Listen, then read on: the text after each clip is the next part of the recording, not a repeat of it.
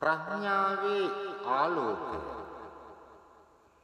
ඉතිහාසයේ ප්‍රථම වරට මිහි මඩල ස්පර්ශ කරන්නට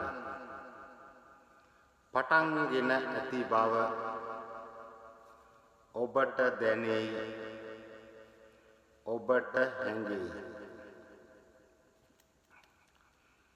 ඔබ කාර්ය බහුල උනත් නොඋනත් ඔබ ඒ ආලෝකය දුටුවත් නොදුටුවත් ඒ ආලෝකය ඔබ මත පතිත වී හමාරයි.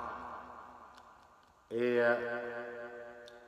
ඔබ මත පතිත වී හමාරයි. ශිෂ්ටාචාරෙන් මතු වුණු ඒ සුනීල සිනිඳු එළිය ඔබ සඳහා පමණක් නොව අපා දෙපා සිව්පාවු